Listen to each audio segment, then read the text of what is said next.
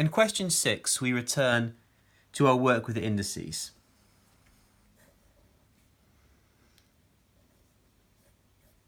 We're given the equation y equals 1 over 25, that's our coefficient, x to the power 4.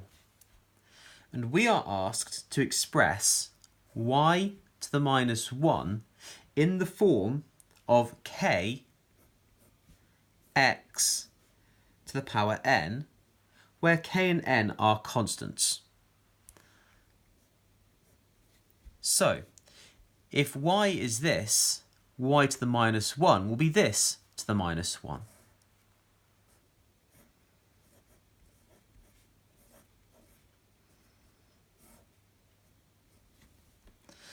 I've applied the index that goes on y to the expression that y is equal to that same index applied.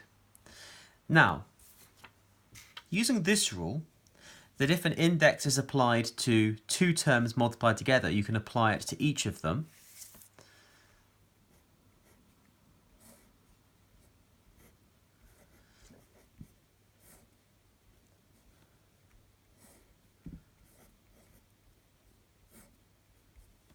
I get this.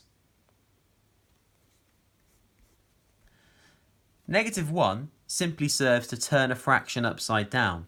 So 1 over 25 becomes 25 over 1.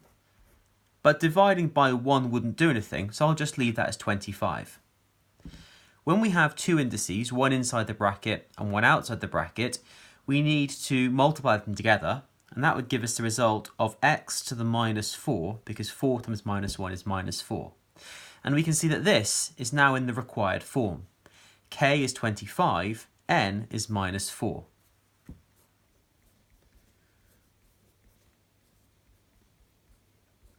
It was not required to state these, but some questions do require you to state them. I tend to, out of habit, to ensure we don't miss anything.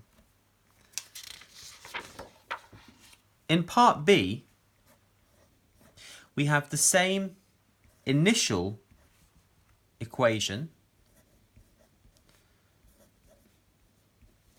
and we're going to be given a different change to make. Last time it was y to the minus 1, now it's 5y to the power of a half. And in the same way,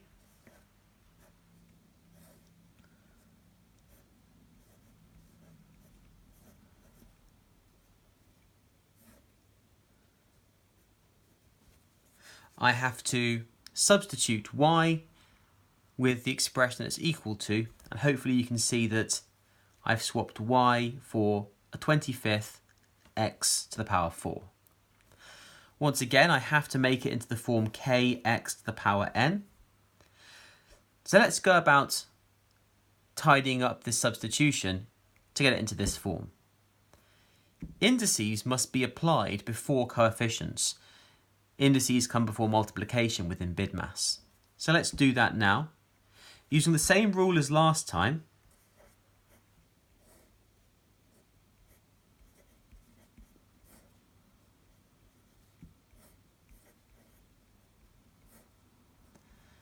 I can apply the index to each of those separately.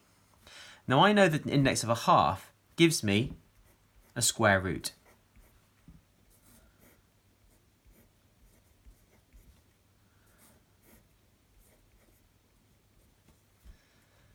For this one, that allows me to resolve it quite nicely.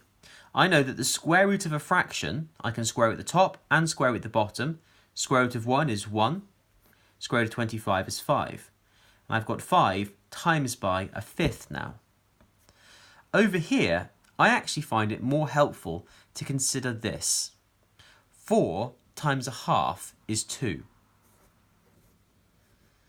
I could consider how I can square root x to the power 4 by thinking about what two things would times together to give me x to the power 4.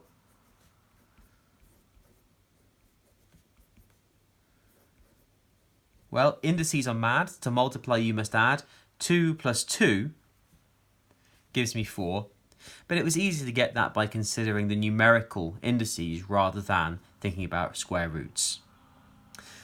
And for my final simplification, 5 times a fifth is 5/5 or 1, and x squared is already in the style that we need. I wouldn't write 1x squared because that's a little bit superfluous. This is sufficiently in the form. But to be careful and ensure the examiner gives me the mark, I would state the value of the constants.